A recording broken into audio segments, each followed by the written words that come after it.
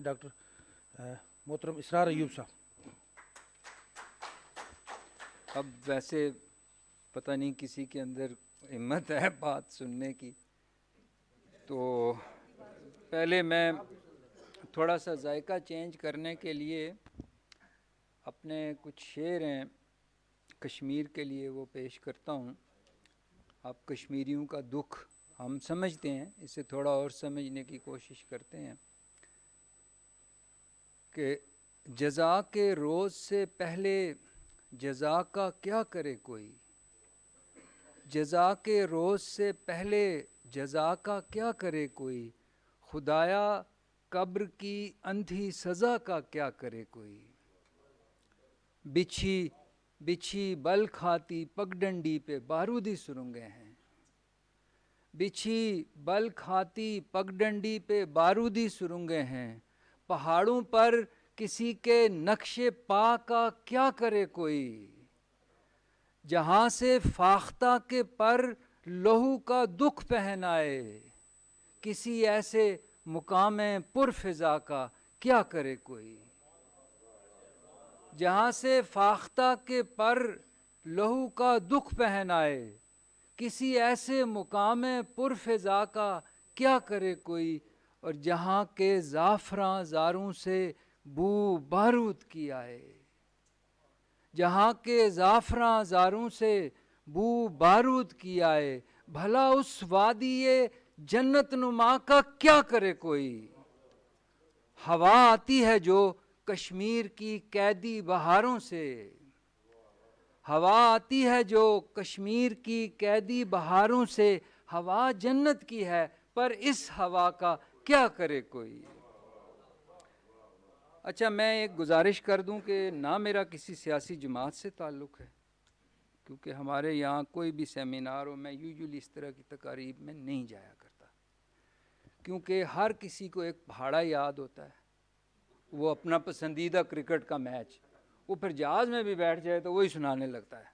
ٹھیک، تو میرا نہ تو کسی سیاسی جماعت کے ساتھ تعلق ہے، ٹھیک، میں خالصتاً علمی نوعیت کی کچھ گفتگو کرنا چاہتا ہوں. ٹھیک، اچھا، میں پہلے ایئر فورس میں تھا، جنرل ڈیوٹی پائلٹ برانچ میں، تو ہم فائرنگ رینج پہ جاتے رہے. اس زمانے میں جوائنٹ سروسز ٹریننگ ہوتی تھی، تو میں military academy Pakistan military academy کا بھی گریجویٹ ہوں، پھر میں سول سروس میں بھی رہا. تو ہم فائرنگ رینج پہ جاتے تھے فائرنگ کرنے کے لیے، تو جب ایک گن جو ہے وہ بار بار اس کا نشانہ صحیح نہیں لگتا تھا تو اس کو دوبارہ آرمری میں بھیج دیتے تھے کہ بھئی اس کے نشانے میں کوئی خرابی ہے. تو میرے خیال میں یہ جو کشمیر پر ہمارا نیریٹو ہے، اس کو اب آرمری میں بھیجنے کی ضرورت ہے، اور اس کے اوپر گفتگو کرنی چاہیے ہمیں کہ نیریٹو کیا ہے اور کیا ہونا چاہیے. ٹھیک، اچھا، اب مجھے ایک واقعہ یاد آ رہا ہے. میری یہ عمران خان صاحب سے پہلی ملاقات جنرل مشرف کے زمانے میں ہوئی، جب افتخار چودھری صاحب کی یہ بالی کی تحریک زوروں پر تھی. تو میں نے خان صاحب سے پوچھا، ان کے وہ اس پریس سیکٹری وقت شہزاد ناقص صاحب بھی موجود تھے، میں نے ان سے پوچھا کہ آپ کے خیال میں پاکستان کے لیے کون سا نظام حکومت بہتر ہے؟ تو انہوں نے کہا کہ میرے خیال میں اسلامی جمہوری نظام. تو میں نے ان سے کہا، میں نے اپنی نئی کتاب میں بھی لکھا کہ میں نے ان سے کہا کہ خان صاحب، یہ آپ نے کبھی سنا اسلامی مالٹا، کافر عیسائی کیلا، یہودی سیب؟ تو یہ مجھے نہیں پتا کہ یہ جمہوریت کیسے اسلامی اور غیر اسلامی ہو سکتی ہے، کیونکہ میں بھی تو ایک سیاسیات کا طالب علم ہوں.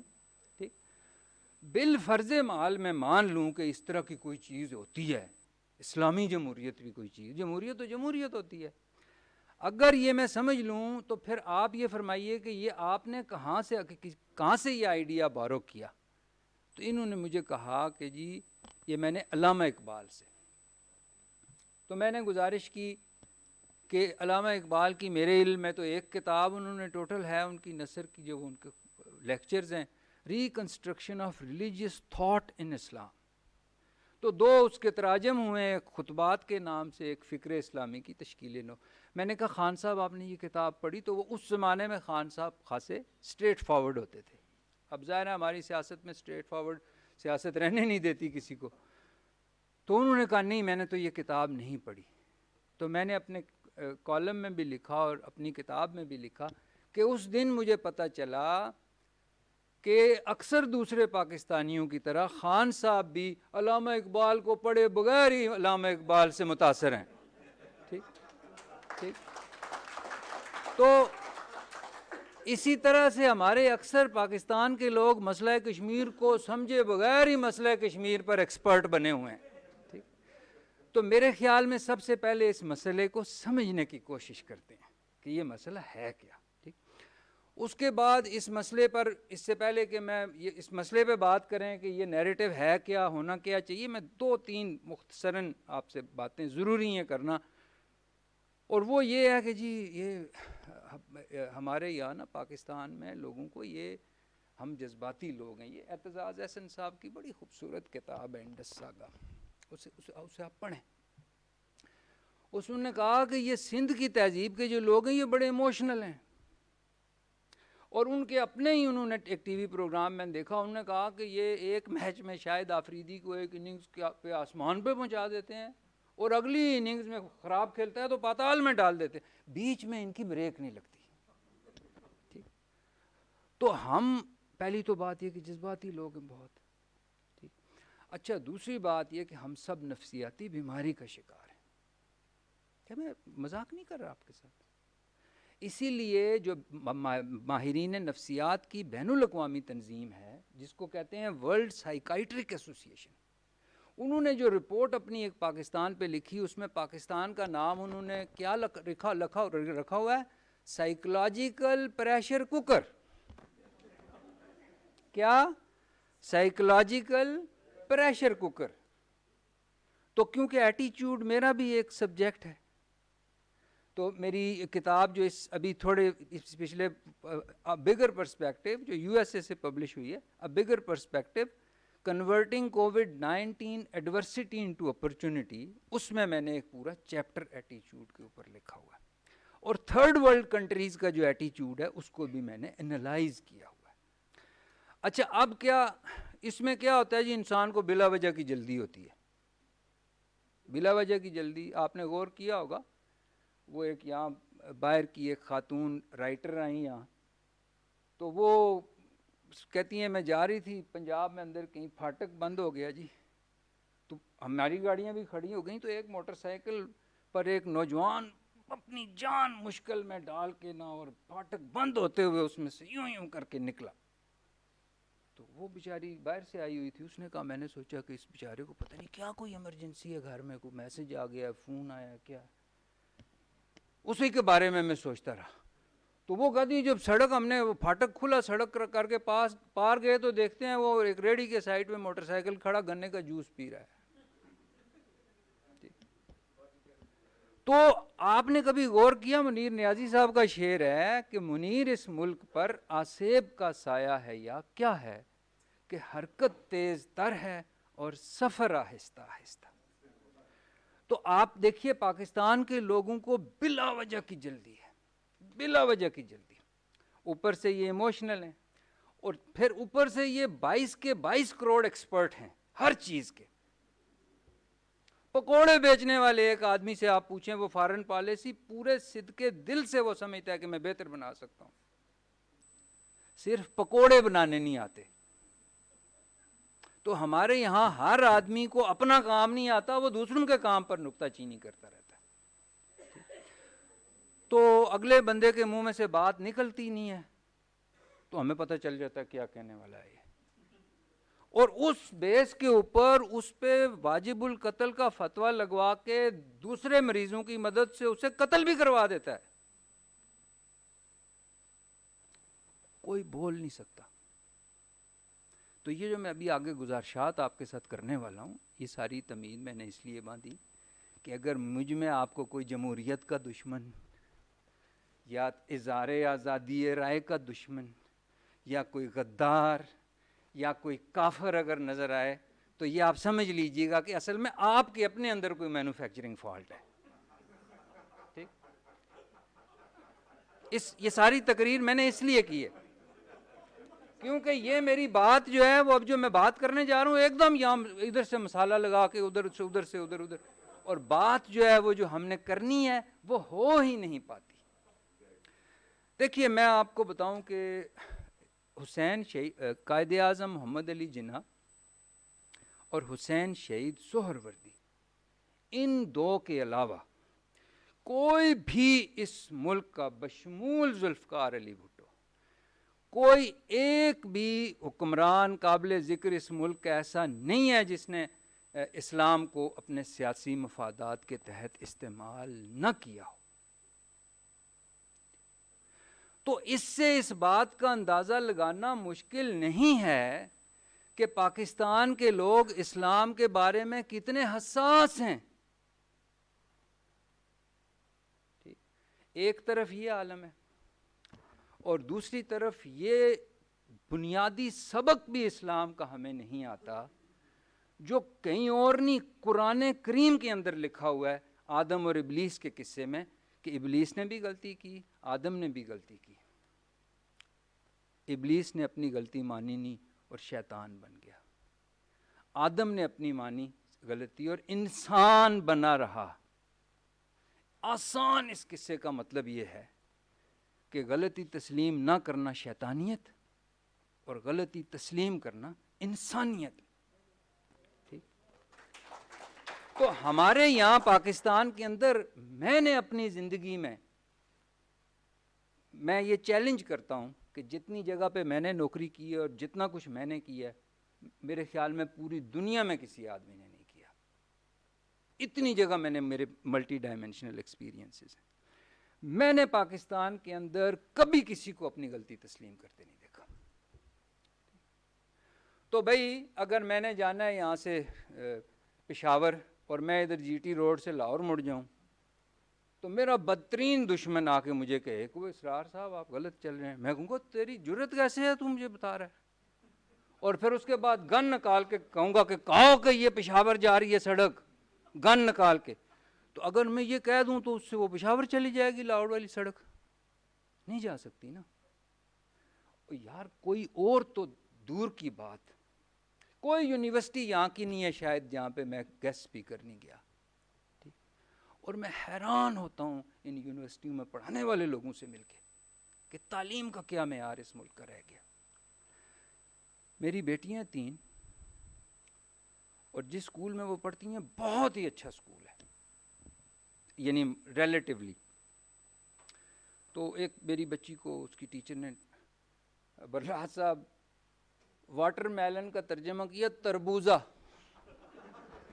اچھا تو سر ہم نے جواب لکھ کے ان کو فون کیا کہ جی یہ تو تربوزہ نہیں ہوتا، تربوز ہوتا ہے. انہوں نے کہا نہیں تربوزہ ہی ہوتا ہے. ٹھیک. اس کے بعد آج کل ماڈرن زمانہ ہے، فیروز اللغات کھولی گئی، تصویر لی گئی تربوزے والی اور بھیجا گیا کہ محترمہ یہ دیکھیے اس میں تربوز لکھا ہوا ہے فیروز اللغات میں. تو آگے پتہ کیا جواب انہوں نے لکھا کہ یہ ڈکشنری ہے، قرآن نہیں ہے کہ غلط نہیں ہو سکتا.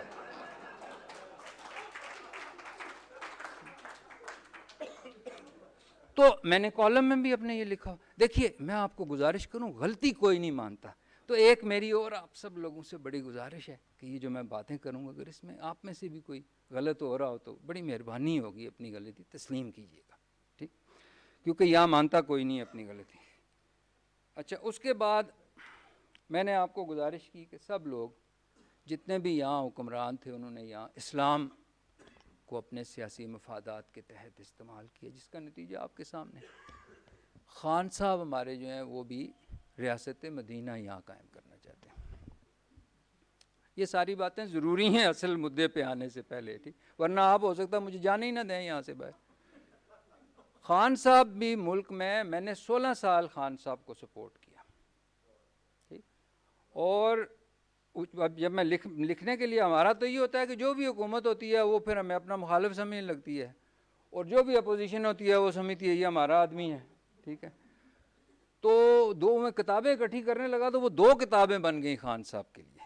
تو پہلی کا میں نے نام رکھا ہے نئے پاکستان کا افسانہ. ٹھیک. اچھا تو اچھا میں گزارش کروں کہ تو بات میں یہ کر رہا تھا کہ ریاست مدینہ، یار ریاست مدینہ کیا تھی یہ پتہ ہے آپ کو؟ قرآن پہ میں نے کام کیا ہوا ہے بہت، میری ایک بہت بڑی مشہور کتاب ہے قرآن کا دکھ، جس کو اس بار ترجمہ بھی ہم نے کیا ہے، دی ایگنی آف قرآن۔ میں نے تو جو قرآن پڑھا اس میں مجھے تو یہی پتہ چلا کہ نبی مکرم صلی اللہ علیہ وسلم کا راستہ کیا تھا۔ سورہ یوسف کی 108 نمبر آیت ہے کہ اے محمد ان سے یہ کہو کہ میرا راستہ تو یہ ہے کہ میرا راستہ جس پہ چلیں گے تو ناموس رسالت کی حفاظت ہوگی، جس پہ چلیں گے تو مدینہ کی حکومت بنے گی، اور کوئی طریقہ نہیں ہے۔ کہ اے محمد ان سے کہو کہ میرا راستہ تو یہ ہے کہ میں بصیرت کی بنیاد پر خدا کی طرف دعوت دیتا ہوں، اور میری پیروی کرنے والے بھی بصیرت کی بنیاد پر ہی خدا کی طرف دعوت دیں گے۔ تو دلیل و برہان کی بات کرنا یہ ہم پہ فرض ہے، ویسے ہی جیسے نماز پڑھنا فرض ہے۔ یہ بات آپ یاد رکھیے۔ 762 قرآن میں آیات ہیں جنہوں نے کہا کہ عقل و فکر سے کام لو۔ ٹھیک، اچھا اب کیسے بصیرت سے کام لیں گے؟ صفا کی پہاڑی پر نبی مکرم کھڑے ہوئے اور لوگوں کو بلایا، اور یہ نہیں کہا کہ میری بات مانو کیونکہ میں مسلمان ہوں، میری بات مانو کیونکہ میں پیغمبر ہوں، میری بات سنو کیونکہ میں نماز پڑھتا ہوں، میری بات سنو کیونکہ میں روزہ رکھتا ہوں، ایسا کچھ بھی نہیں کہا۔ انہوں نے کیا کہا؟ بصیرت کا راستہ، بصیرت کا راستہ کیا؟ اگر میں کہوں کہ پہاڑ کے پیچھے سے دشمن کی فوج آ رہی ہے تو میری بات مان لو گے؟ انہوں نے کہا مان لیں گے۔ کیوں؟ اس لیے کہ آپ صادق ہیں، اس لیے کہ آپ امین ہیں۔ تو نبی بصیرت کا راستہ کیا ہے؟ بصیرت کا راستہ اس سے یہ پتہ چلا کہ اپنے کردار کو دلیل بنانا بصیرت کا راستہ ہے۔ ٹھیک، تو خان صاحب اگر ریاست مدینہ قائم کرنا چاہتے ہیں تو ان کو صادق اور امین بننا پڑے گا، صداقت اور امانت کے راستے پہ چلنا پڑے گا۔ ٹھیک، اور اگر ہمارے یہ جو مذہبی گروپ ہیں اگر یہ ناموس رسالت اس ملک میں اس کا تحفظ کرنا چاہتے ہیں تو انہیں بھی صداقت اور امانت کے راستے پہ چلنا پڑے گا۔ میری سمجھ میں کوئی اور راستہ ہے نہیں۔ اور میں یہ مختلف جگہ پڑھاتا ہوں، سول سروس اکیڈمی میں ان کو سب اپنے سٹوڈنٹس کو بتاتا رہتا ہوں کہ تم لوگوں کے لیے صداقت کا مطلب ہے رول کو اپ ہولڈ کرنا، رول آف لا صداقت، اور تمہارے لیے امانت کا مطلب کیا ہے؟ Rule of merit. اور صداقت اور امانت یعنی رول آف لا، قانون کی عملداری اور میرٹ کی عملداری سے ہی اتحاد آتا ہے سوسائٹی میں، اور اگر اتحاد نہیں ہوگا تو سوسائٹی قائم نہیں رہ سکتی، جتنے مرضی گانے بنائیں، جتنے مرضی نعرے لگائیں۔ ٹھیک، اچھا اب ہم آتے ہیں کشمیر کی طرف۔ نیریٹو ہمارا کشمیر کا کیا ہے جی؟ 3-4 بیسک باتیں۔ نمبر 1، یہ ساری کہانی اس لیے کہ یہ میری باتیں آپ اور جو لوگ ہمارے یہ اس سے سن رہے ہیں، یہ آگے سنیں گے اس میڈیا کے، یہ کیا کہتے ہیں اس کو، یہ سوشل میڈیا۔ دیکھیں پہلا کیا کہ پاکستان اور ہندوستان کے درمیان دشمنی کی وجہ کشمیر ہے، یہ پہلا ہمارا ایک موقف ہے۔ اچھا یہ میرے خیال میں درست نہیں ہے، کیونکہ 1017 میں البیرونی آیا یہاں محمود غزنوی کے زمانے میں، اور 1030 میں اس نے کتاب لکھی کتاب الہند، اور اس میں وہ لکھتا ہے کہ اتنی ان کی دشمنی ہے ہندوؤں اور مسلمانوں کی ایک دوسرے کے ساتھ کہ یہ ایک دوسرے کا برتن استعمال نہیں کرتے۔ اس وقت تو کشمیر کہیں تھا ہی نہیں۔ اس کے بعد خطبہ یہ کیا ہے جو الہ آباد کی قرارداد تحریک پاکستان، اس میں کیا تھا؟ قائد اعظم نے کیا کہا؟ قائد اعظم نے کہا کہ یہ وہ تو پہلے متحد انڈیا کے حمایت میں تھے، انہوں نے کیا کہا کہ بھائی وہ دو قومیں اکٹھی کیسے رہ سکتی ہیں کہ جن کی تاریخ میں ایک کا ہیرو دوسرے کا ولن اور ایک کا ولن دوسرے کا ہیرو، یہ تو اکٹھے رہ نہیں سکتے۔ اور انہوں نے کیا کہا تھا علامہ اقبال نے کہ 1000 سال یہ اکٹھے رہے، 1000 سال اس بیرونی کے آنے سے لے کے یہاں تک، لیکن ان کے اندر یکجہتی پیدا نہیں ہو سکی. تو میرے خیال میں ہمیں یہ کہنا زیادہ درست ہے کہ پاکستان اور انڈیا میں دشمنی کی وجہ کشمیر نہیں ہے، بلکہ کشمیر کا مسئلہ پاکستان اور انڈیا کی دشمنی کی وجہ سے پیدا ہوا اور اسی دشمنی کی وجہ سے حل نہیں ہو رہا. پہلی تو میری گزارش جو ہے وہ اس کو سمجھنے کی ضرورت ہے. ٹھیک. اچھا، دوسری بات ہم کہتے ہیں جی کہ یہ کشمیر جو ہے تحریک پاکستان کا نامکمل ایجنڈا ہے. تحریک پاکستان سے اس کا بالکل کوئی تعلق نہیں ہے، کیونکہ تحریک پاکستان برٹش انڈیا کے بارے میں تھی اور یہ برٹش انڈیا میں شامل نہیں تھا. کشمیر 582 پرنسلی اسٹیٹس میں سے ایک تھی، جن کے، غور سے سنیں میری بات، جن کے بارے میں یہ فیصلہ کیا گیا تھا کہ ان کی مرضی ہے کہ یہ آزاد رہیں، پاکستان سے ملیں یا انڈیا کے ساتھ ملیں. مہاراجا نے کہا کہ میں اسٹیٹس کو رکھنا چاہتا ہوں، میں کسی سے بھی نہیں ملنا چاہتا. جس طرح برٹش انڈیا کے ساتھ تھا ویسے ہی اس نے انڈیا کو بھی اسٹینڈ سٹل اگریمنٹ کی پیشکش کی، پاکستان کو بھی کی. انڈیا نے ریفیوز کر دیا. قائد اعظم نے مہاراجا کے ساتھ اسٹینڈ سٹل اگریمنٹ سائن کیا. یہ کم لوگ یہ بات جانتے، سائن کیا قائد اعظم نے اسٹینڈ سٹل اگریمنٹ. ٹھیک، یہ بات آپ یاد رکھیں. اور یہ جو ابھی قبائلیوں کی بات ہوئی تھی، بعض مبصرین کا خیال یہ ہے کہ جب قبائلی وہاں پر گئے تو ان کے ڈر کی وجہ سے مہاراجا نے ڈاکیومنٹ آف ایکسیشن انڈیا کے ساتھ سائن کیا کہ بھائی جب ان کے ساتھ میں نے اسٹینڈ سٹل اگریمنٹ سائن کیا ہوا ہے اور پھر بھی یہ آ گئی ہے. اچھا، اس کے بعد تیسری چیز کیا تھی؟ اچھا، اب اس کا نقصان کیا ہو رہا ہے، ذرا یہ دیکھیں نا. نقصان یہ ہو رہا ہے یار، خدا کا میں سوچتا ہوں پتہ نہیں کہاں پہ کیوں ہم یہ باتیں نہیں سوچتے. اب جو میں کہتا ہوں زیروئنگ کی ضرورت ہے. نقصان یہ ہو رہا ہے کہ پہلی جو قرارداد اقوام متحدہ نے پاس کی تھی وہ یہ تھی کہ جی یہ بڑا سیریس مسئلہ ہے. کیونکہ یہ رائٹ آف سیلف ڈٹرمنیشن کا مسئلہ ہے، جو کہ اقوام متحدہ کے چارٹر کے تحت دنیا کے ہر انسان کے لیے جو ہے وہ لازمی ہے. اس لیے اقوام متحدہ انوالو اس میں ہو رہی تھی. 1 سال کے بعد پاکستان اور ہندوستان نے خود جا کے ان کو کہا کہ یہ ہمارا بائی لیٹرل ایشو ہے، یہ ہم خود حل کریں گے. یعنی ہم نے اس کو ایک انٹرنیشنل ہیومن رائٹس کے مسئلے سے تبدیل کر کے ایک ٹیریٹوریل ڈسپیوٹ بنا دیا 2 ملکوں کے درمیان. تو جب ٹیریٹوریل ڈسپیوٹ کوئی مسئلہ بن جاتا ہے تو پھر اقوام متحدہ کے دائرہ کار میں ہی نہیں ہے اس پہ کچھ کرنا. یہ گزارش آپ میری جو ہے یہ بڑی باریک سی ہے، اس کو آپ سمجھنے کی کوشش کریں. ٹھیک. اچھا، اب تو یہ تو اچھا، اب آئیے جناب، باقی یہ ہے کہ یہ اس کے بارے میں. ہاں، پھر تیسری چیز یہ کہ جی عالم اسلام کا مسئلہ ہے.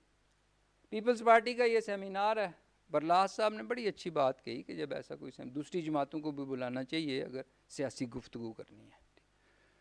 تو پیپلز پارٹی اور نون لیگ دونوں نے کیا کیا، یعنی اس سنجیدگی، یہ اب یہ نہیں ہے کہ اب آپ کہیں کہ کیونکہ میں بھی کشمیر، میں ویسے گزارش کر دوں، میں نے آج اپنے کالم میں لکھا، آج بھیجا ہے جو کالم، کہ کشمیر میرا جسم ہے اور پاکستان میری روح. جو لوگ مجھے جانتے ہیں ان کو پتہ ہے، وہ مجھے بہت اچھی طرح جانتے ہیں کہ جو بات میرے دل میں ہوتی ہے وہی زبان پر بھی ہوتی ہے. کشمیر میرا جسم ہے، پاکستان میری روح. میں ایک شاعر ہوں، مجھے پتہ ہے اس کا مطلب کیا ہے، اس کا بہت گہرا مطلب ہوتا ہے. اچھا، میں گزارش کروں کیا آپ کی سنجیدگی ہے مسئلہ کشمیر؟ اس کا یہ مطلب نہیں ہے کہ کشمیر کے ساتھ نہیں ہے، سب کے ساتھ ایسے ہی ہے. پاکستان کی حکومت سے جن سے بجلی کا مسئلہ نہیں حل ہوتا، وہ کشمیر کا مسئلہ کیا حل کرے گی؟ بھئی آپ سے تو چھوٹے چھوٹے سے، یہ آپ ابھی تک یہ انرجی سیور پاکستان میں نہیں بنتا. جس قوم نے نیوکلیئر بام بنا دیا، یہ ماننے کی بات ہے کہ انرجی سیور نہیں یہاں بنا سکتی، وہ تک بنتی ہے اس کی.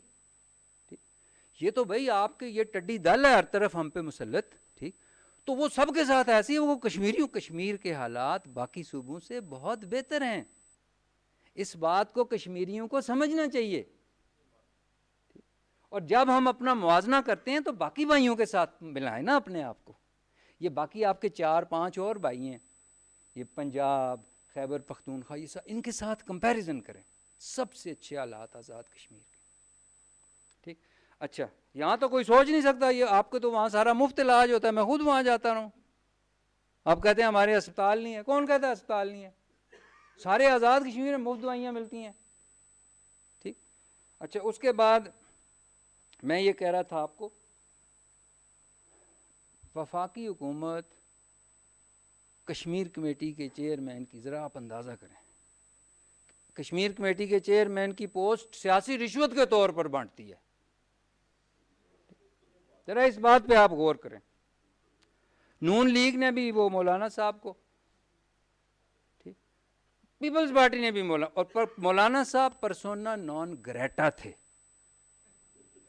دیکھیں یہ میں مذاق نہیں کر رہا، میں اس وقت آزاد کشمیر کی سیاست کے اوپر پروگرام کرتا تھا ٹی وی پہ، اور میں نے اکثر حریت رہنما جو ہیں ان کو انٹرویو کیا ہوا ہے.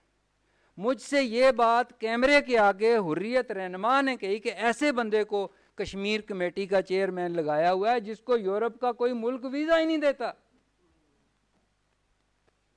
مسئلہ کشمیر اجاگر کرنے جا رہے ہیں، اور مسئلہ کشمیر اجاگر کرنے کے لیے جن کو بھیجا ہے، ایک موجودہ وزیر اعظم کا بیٹا، ایک پرانے وزیر اعظم کا بیٹا. ٹھیک، یہ آپ مسئلہ کشمیر اجاگر کر رہے ہیں. اور وہاں کیا ہے، آپ بات کر رہے تھے نا ابھی کشمیر کی 11 کروڑ، یہ بڑی ضروری ہیں باتیں، میں اتنی باتیں نہ کرتا لیکن کیونکہ یہاں ایسی باتیں ہوئی ہیں جن کا جواب دینا بہت ضروری ہے. 11 کروڑ پنجاب کی آبادی ہے، کتنی؟ 11 کروڑ. آزاد کشمیر کی کتنی آبادی ہے؟ 40 لاکھ، ایک ضلع کی آبادی کے برابر ہے. اور پنجاب میں 3 ایڈیشنل چیف سیکرٹری ہیں، آزاد کشمیر میں 4 ہیں. 20 گریڈ کا ایک افسر جو ہے آزاد کشمیر میں، اس نے 3 گاڑیاں رکھی ہوئی ہیں. نشے میں دھت آزاد کشمیر کی سول سروس اور آزاد کشمیر کی حکمران، نشے میں دھت ان گاڑیوں کے اور ان مراحت کے. یہ آپ کا مسئلہ اجاگر کریں گے، جا کے دیکھیں وہاں پہ کیا ہو رہا ہے. ٹھیک، 1.5 یار کوئی خدا کا خوف کرو، 1.5 لاکھ کا ضلع بنایا ہوا ہے جس کا ایک ڈپٹی کمشنر، اس کا. اور یہ جو ہمارے حکمران وہاں بنتے ہیں، جو یہ چاہے پیپلز پارٹی کے ہوں چاہے جس کے بھی ہوں، نون لیگ کے ہوں یا ابھی بھی جو ہیں، یار ان سے کیا تم بات، یہ کشمیر کا تمہارا مسئلہ اجاگر کریں گے؟ ان کی ٹوٹل ذہنیت یہ ہوتی ہے کہ جتنا میرے پاس اقتدار ہے، اس میں جتنا کچھ میں کما سکتا ہوں وہ کماؤں، اور جانے سے پہلے اپنے بیٹے کو اپنی جگہ ایڈجسٹ کرا جاؤں. ٹھیک، اور یہی سوچ، کیونکہ میں سول سروس میں بھی رہا ہوں، یہی سوچ سیکریٹریٹ میں کام کرنے والے ایک چپڑاسی کی بھی ہوتی ہے. اس کی بھی یہی سوچ ہوتی ہے کہ جانے سے پہلے اپنے بیٹے کو چپڑاسی لگوا جاؤں. ٹھیک، تو یہ جو آپ کا مسئلہ کشمیر ہے نا، اور یہ جو آپ کسی نے کہا کہ یہاں آئی جی پی اور چیف سیکرٹری آزاد کشمیر میں جاتا ہے پاکستان سے، شکر پڑھیں کہ آج پاکستان سے جاتا ہے. نہیں، میں تو مذاق نہیں کر رہا آپ کے ساتھ، میں نے تو یہ سب کچھ دیکھا ہوا ہے. ٹھیک، اس وقت جو وہاں پر، ہاں اس وقت جو میری گزارش سنیں، وہاں جو اس وقت آزاد کشمیر کا آئی جی پی ہے وہ میرا کلاس فیلو ہے کیڈٹ کالج کا. پچھلا جو چیف سیکرٹری کا، میرا بڑی بہت ہی قریبی یار، سیکرٹری فائنینس میرا ایک کلاس جونیئر آزاد کیڈٹ کالج. میں آپ کو گزارش کروں، میں تو خود سول سروس میں، میں آپ کو گزارش کروں کہ آپ خوش قسمت ہیں کہ یہ لوگ جاتے ہیں وہاں، ورنہ جو حال وہ کریں گے آپ کا. اور یہ جو آپ کہتے ہیں نا، یہ کیا آپ بات کر رہے ہیں یار؟ آپ کا وزیر اعظم، پچھلا وزیر اعظم کہتا تھا کہ برادری کے کوٹے کے زور پر جج بنانے چاہیے، یعنی 2 سدن بناؤ، 2 راجے بناؤ، کیا بات کیا کر رہے ہیں آپ؟ ٹھیک ہے، اور آپ کہتے ہیں ہمارے وہاں پر، ان کا تو کوئی وہاں جان پہچان نہیں ہے، یہ جو آپ کے جاتے ہیں چیف سیکرٹری اور آئی جی پی. اور آپ حیران ہوں گے پوری دنیا میں کہ کہیں آپ کو ایسی مثال نہیں ملتی کہ آزاد کشمیر میں 20 گریڈ کا ہوتا ہے آئی جی پی, 20 گریڈ کا ہے additional chief secretary development, 21 grade کا چیف سیکرٹری. تو برلا صاحب آپ کو پتہ ہے یا نہیں پتہ ہوگا ڈیفینیٹلی, 5 آزاد کشمیر کے افسر 22 گریڈ میں. اچھا وہ یہ کس بات کا 22 گریڈ؟ پرسنل گریڈ ہے جی. اور یہ راجہ فاروق حیدر خان نے یہ کیا, ٹھیک. اور اب یعنی 22 گریڈ کے لوگوں کو 20 گریڈ کے ماتحت کام کرنا پڑ رہا ہے. تو اب ادھر سیکریٹریٹ میں یہاں ہم جاتے رہتے ہیں, ہمارے دوست ہیں یہاں فیڈرل سیکریٹریٹ میں تو ان کو میں ہنستا رہتا ہوں کہ یار یہ اب جب تم لکھتے رہتے ہو نا یہ آرڈر وغیرہ اس میں لکھا کرو کہ یہ گریڈ آگے جس افسر کا ہے یہ گریڈ آزاد کشمیر والا ہے یا پاکستان والا ہے, کچا ہے یا پکا ہے. اچھا اب آپ کی جناب آئیں جی سیاست دانوں پہ جو کشمیر کا بیرسٹر صاحب بھی آزاد کراتے ہیں, فاروق حیدر صاحب نے بھی آزاد کرایا, سردار قیوم صاحب بھی آزاد کراتے رہے. وہ کہتے تھے کہ کیا میں اچھی بات نہیں ہے, میں ابھی وہ کچھ باتیں کرنا نہیں چاہتا. ٹھیک یار زلزلہ آیا تھا 2005 میں, اور آزاد کشمیر کا وزیر اعظم جو تھا سردار سکندر ایاز مرحوم وزیر اعظم تھے, انہوں نے کہا کہ میں قبرستان کا وزیر اعظم ہوں. اگر یہ بات آپ کو میری سمجھ آئی تو کم از کم آج رات کو آپ کو نیند نہیں آئے گی. کیا کہ جی میں قبرستان کا وزیر اعظم ہوں, اور اس قبرستان کے وزیر اعظم نے پیپلز پارٹی اور نون لیگ نے مل کر زلزلے کے 1 مہینے کے بعد کابینہ جو تھی انہوں نے مشترکہ طور پر یہ بل پاس کیا کہ آزاد کشمیر اسمبلی کے ممبر پینشن لیا کریں گے 1 مہینے کے بعد. اور اس کے بعد جب وہ اسمبلی میں بل پیش ہوا, میں نے کالم لکھا ہے اس پہ, جب اسمبلی میں بل پیش ہوا تو وہ ظاہر ہے کنسنسس کے ساتھ پاس ہونا تھا, ساری جماعتوں نے مشترکہ طور پر. تو اب اس میں صرف ایک خالد ابراہیم صاحب تھے جنہوں نے اس کی مخالفت کی. ٹھیک, اچھا باقی سب نے اس کی حمایت کی. پاس ہوا, اور پاس ہوتے ہوئے اب انہوں نے ذرا غور کریں اس بات پہ, غور کریں آپ. ٹھیک, اور جب پاس ہوا تو انہوں نے کہا جی کہ یہ اور تو کہیں دنیا میں ہے ہی نہیں, تو اس کو نظیر کیا ہے, اس کی پریسیڈنٹ کیا ہے؟ انہوں نے کہا جی پریسیڈنٹ مقبوضہ کشمیر ہے, کشمیر آزاد کرانے لگے ہیں. انہوں نے کہا کہ یہ مقبوضہ کشمیر والی اسمبلی ممبر, تو میں نے اپنے کالم میں لکھا کہ یار شرم کرو, جس اسمبلی کو تم لوگ کٹھ پتلی اسمبلی کہتے ہو اس کو بنیاد بنا کر تم نے اپنے لیے, اور وہ جو کہتے ہیں نا to add insult to injury, پہاڑی زبان میں کہتے ہیں کہ جوتے بھی مارنا اور ساتھ کیا کرنا, پیاز بھی کھلانا. تو انہوں نے وہ جو آپ کا ڈاکٹر صاحب وہ جو بل پاس کیا اسمبلی پینشن کا, اس کو 5 سال پرانی تاریخ سے اس کو عمل درآمد کیا اس پہ, تاکہ پچھلے 5 سال کے بھی پیسے لیں. یہ کیا یار آپ کشمیر کر رہے تھے. ٹھیک ہے, اچھا اب یہ تو ساری باتیں ہو گئیں, اب ہم اس کو میں آپ کو 1-2 ضمیر جعفری صاحب کے شعر سناتا ہوں, اور اس کے بعد میری گزارش مختصر یہ کروں گا کہ ہمیں ابھی کرنا کیا چاہیے ان سب حالات کو سامنے رکھتے ہوئے. یہ اب سمجھ لینا چاہیے کہ یہ کشمیر, آزاد کشمیر کے حکمرانوں نے کشمیر کے مسئلے کو ماں سوائے اپنی کرپشن پر پردہ ڈالنے کے اور کسی کام کے لیے استعمال نہیں کیا. ٹھیک ہے, یا پاکستان کے جو اپنے یہاں, اب آزاد کشمیر کیا ہے, آپ نے ساری سیاسی جماعتیں وہاں بنا دی ہیں, اور پاکستان کی گلی سڑی سیاست کا ذیلی اکھاڑا بن گیا آزاد کشمیر. وہاں کی اپنی کوئی انڈیجنس سیاسی جماعت نہیں ہے. تو آزاد کشمیر کا جو وہ ممتاز راٹھور صاحب ہوتے تھے, ان سے ایک مرتبہ میں اس زمانے میں سول سروس میں سردار ابراہیم صاحب کا سٹاف افسر ہوتا تھا, انہوں نے کہا کہ آپ کو کبھی بینظیر بھٹو صاحب نے شٹ اپ کہا ہے؟ انہوں نے کہا جی. انہوں نے بیرسٹر صاحب کو بھی کہا, ابھی یہ ہو سکتا ہے ایسی یہ چلے گی تو پتہ نہیں کیا اس پہ مصیبت بنے گی. تو انہوں نے کہا کہ شٹ اپ تو اس کو کہتے ہیں جس کے منہ میں زبان ہوتی ہے, جب کسی کے منہ میں زبان نہیں نہ اس کو شٹ اپ کیسے کوئی کہہ سکتا ہے. ٹھیک, تو یہ جو آپ کے آزاد کشمیر کے حکمران ہیں نا، ان کے منہ میں زبان ہی نہیں ہے یہ کہ کشمیر کا مسئلہ یہ آپ کا حل کرائیں گے. ٹھیک. اچھا اب دیکھیں وہ ضمیر جعفری صاحب کے مجھے دو میرے وہ استاد تھے کہ شوق سے میں نے اس دن لکھا عمران خان صاحب کے لیے کالم کہ یہ جو نئے پاکستان کا فارمولہ ہے نا، یہ ضمیر جعفری صاحب بہت پہلے دے کے گئے ہوئے ہیں، اس پہ آپ عمل کریں، نیا اور ڈھونڈیں. شوق سے نور نظر لختے جگر پیدا کرو. شوق سے، یہ نئے پاکستان کا فارمولہ ہے. شوق سے نور نظر لختے جگر پیدا کرو، ظالموں تھوڑی سی گندم بھی مگر پیدا کرو. ٹھیک. حضرت اقبال کا شاہین کب کا اڑ چکا، حضرت اقبال کا شاہین کب کا اڑ چکا، اب کوئی اپنا مقامی جانور پیدا کرو.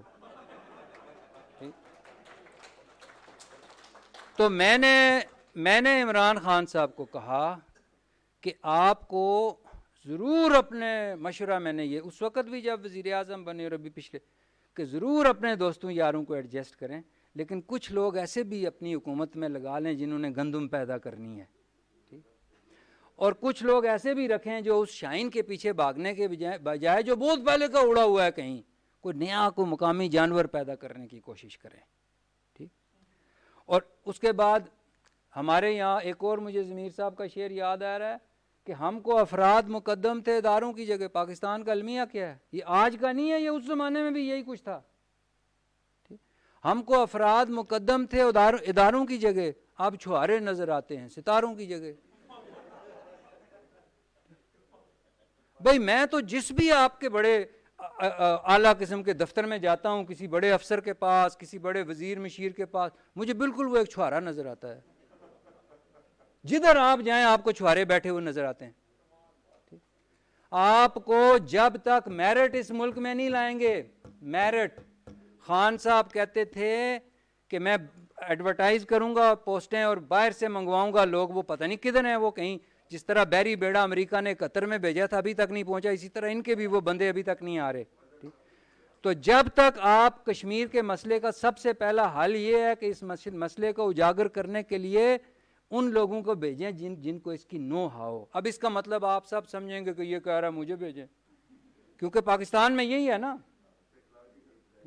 ادھر یعنی اگلا بندہ سوچتا یہی ہے کہ میں نے اپنے گھر، اس کی میں مثال دوں، میں نے اپنا گھر بنایا، اس میں میں نے غلطی کی برکس لگا دی کیونکہ بیم کالم سٹرکچر بنانا تھا، زلزلہ تھا، تو اس میں لوڈ بیئرنگ وال نہیں ہوتی، وہ صرف پارٹیشن وال ہوتی ہے، تو اس میں فرق نہیں پڑتا کہ آپ برک لگائیں. تو میں نے زیادہ پیسے خرچ کر دیے. میرا ایک کزن بھی بنا رہا تھا گھر، وہ بھی یہی غلطی کر رہا تھا. میں نے اس کو یہ پوری بات سمجھائی کہ یار یہ مجھ سے بہت بڑی غلطی ہو گئی ہے، اس میں پیسے بھی زیادہ لگتے ہیں برک میں، اور اس کے بیچ میں انسولیشن بھی نہیں ہوتی. تم ہالو بلاک لگاؤ جو سستا بھی ہوتا ہے، بیچ میں انسولیشن بھی ہوتی ہے.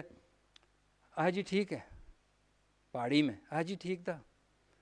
اس کے بعد کچھ عرصے کے بعد میں واپس آیا، دیکھتا ہوں اس نے بھی برکس لگائی ہوئی. تو اس سے تو میں نے بات نہیں کی. گھر آیا میں بیگم کو، میں نے کہا یار ان کو میں نے کہا تھا، یہ کہتی ہے ادھر ادھر سب جگہ کہہ رہا تھا کہ دیکھا آپ اٹاں لائی تھا، میں کو بلاک لاوانا.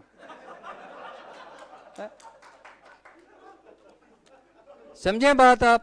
اب جب میں یہ کہہ رہا ہوں نا کہ خدا کے بندو کسی انسان کو بھیجو مسئلہ کشمیر اجاگر کرنے کے لیے، سب کہیں گے جی دیکھو اس کو نہیں کبھی بھیجا. اور یار میں نہیں کہیں جانا چاہتا. ٹھیک.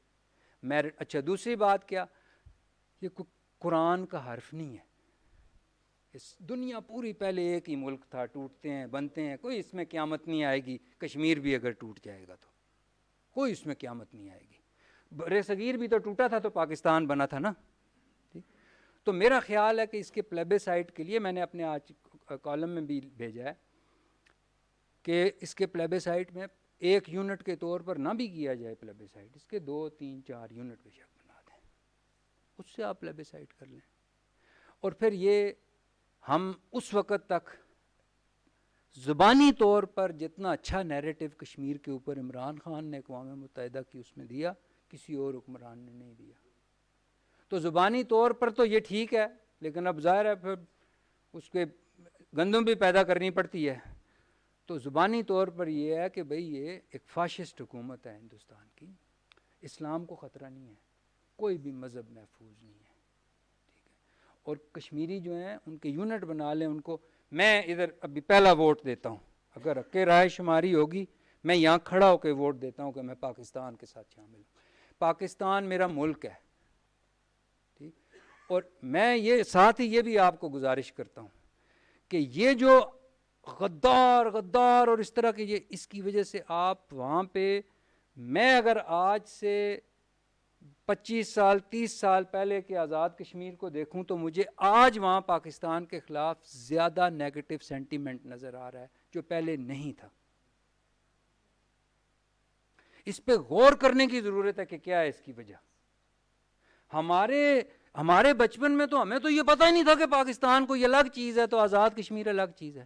ہم تو اسکول میں پاک سرزمین شادباد ہی پڑھتے تھے, یہی ہمارا ملک تھا. ہمیں تو نہیں پتا تھا کہ یہ کوئی الگ, یہ اب یہ کہانیاں شروع ہو گئی ہیں ساری.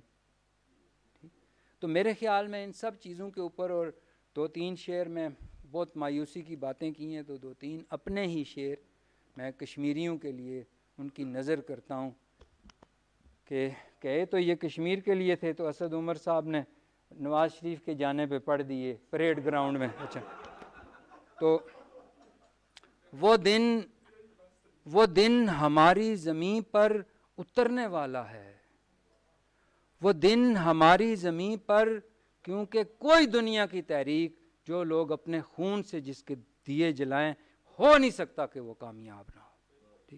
وہ دن ہماری زمین پر اترنے والا ہے کہ جس کے بعد ہزاروں برس اجالا ہے. وہ دن ہماری زمین پر اترنے والا ہے کہ جس کے بعد ہزاروں برس اجالا ہے. ابھر رہی ہے افق سے وہ دیکھ صبح دوام, ابھر رہی ہے افق سے وہ دیکھ صبح دوام, جسے لہو کی مسلسل شفق نے پالا ہے. اور گواہی دیتے ہیں تارے شہید ہوتے ہوئے, گواہی دیتے ہیں تارے شہید ہوتے ہوئے کہ کوئی دیر میں سورج نکلنے والا ہے. گواہی دیتے ہیں تارے شہید ہوتے ہوئے کہ کوئی دیر میں سورج نکلنے والا ہے, اور اسے چمکنے سے کیا کوئی روک سکتا ہے, اسے چمکنے سے کیا کوئی روک سکتا ہے. وہ آفتاب جسے وقت نے اچھالا ہے, اسے چمکنے سے کیا کوئی روک سکتا ہے, وہ آفتاب جسے وقت نے اچھالا ہے. آپ کا بہت بہت شکریہ اتنی دیر خالی پیٹ میری باتیں سننے کا. بہت شکریہ تمام معزز مہمانان. اوپر 3rd فلور پہ لفٹ بھی ہے, سٹیئرز بھی ہیں, سب لوگ چائے پی کے جائیں گے, ریفریشمنٹ کا انتظام. شکریہ.